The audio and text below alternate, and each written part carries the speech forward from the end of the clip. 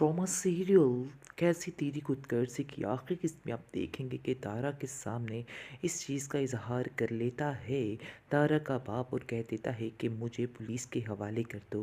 लेकिन पुलिस के हवाले करने से पहले ही वो अपनी जान ले लेता है और खुदकुशी कर लेता है। तारा को इस बात का काफ़ी अफसोस होता है लेकिन वो समझ जाता है कि इस कहानी का एंड यही था।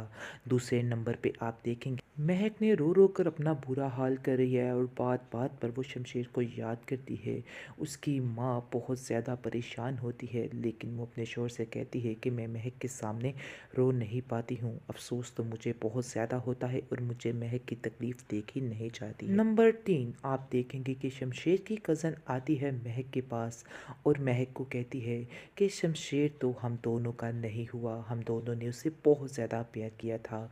इस पर वो कहती है कि जिस शमशेर की तुम बात कर रही हो वो तो है ही नहीं था, यानी कि तुमने शमशेर से प्यार किया लेकिन मैंने उससे नहीं प्यार किया। मुझसे शादी के बाद तो वो सारी ज़िद्दें सब कुछ भूल चुका था, उसने मेरे लिए सब कुछ छोड़ दिया था। इसलिए ये कहना मुनासिब नहीं है कि हम दोनों ने एक इंसान से प्यार किया था। नंबर 4 पे आप देखेंगे कि अब हो चुकी है निदा और उसकी सास में काफ़ी ज़्यादा उनकी सुलह और वो बहुत ज़्यादा आपस में प्यार से बात करती हैं। दोनों एक दूसरे से माफ़ी मांग लेंगी और कहेंगी कि माजी में जो कुछ हुआ बहुत ही गलत था लेकिन अब हमें अपनी ज़िंदगी नए सिरे से शुरू करनी होगी। इस पर बहुत ज़्यादा खुश होती है सन की माँ और उसको कहती है कि तुम्हें भी अपनी निदा का ख्याल रखना होगा। ये बातें सुनकर वो बहुत हैरान होता है और कहता है कि ये बातें आपके मुंह से कैसे मैं सुन रहा हूँ। आगे से वो कहती है हाँ, अगर उसने अपने आप को बदल लिया है तो मैं भी अपने आप को बदल नंबर सकती 5 पे आप देखेंगे कि सारी विल जो है वो नवाब साहब ने कर दी है, यानी कि 50% जो है वो महक के नाम कर दी गई है। ये सब बातें महक सुनकर बहुत ज़्यादा चौंक उठती है और कहती है कि आप फिर से पढ़िए, ऐसा ना हो कि आपको गलती हो गई हो।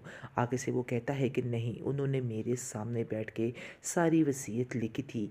आगे से वो कहती है कि मुझे इसमें से कुछ भी नहीं चाहती, चाहती हूँ मैं, यानी कि ये सारा पैसा जो है मैं सारा चैरिटी में देना चाहती हूँ, मुझे इसमें से कुछ भी नहीं चाहिए। आगे से वो कहेगा कि एक दफ़ा सोच लीजिए लेकिन ये सारा पैसा दे देती है। नंबर 6 पे आप देखेंगे कि अब 3 साल गुजर चुके हैं इस बात को, लेकिन अब इसका बेटा हो जाता है महक का और वो उसके साथ बहुत ज़्यादा खुश होती है और वो बेटा बिल्कुल शमशेर जैसा ही होता है। इसके बाद वो काफ़ी ज़्यादा खुश रहता है अपने नाना नानी के साथ। लेकिन महक जो है वो अभी तक शमशेर को भूल नहीं पाई है, उसके दिलो दिमाग पे सिर्फ वही छाया रहता है। हालांकि सारी खुशियाँ होने के बावजूद वो बिल्कुल अकेला महसूस करती है खुद को और कहती है कि हाँ, मैं तुमसे ही प्यार करती हूँ। पहले तुम इस बात के लिए तरसते थे लेकिन आज मैं इस चीज़ का इजहार दिन में बार बार करती हूँ।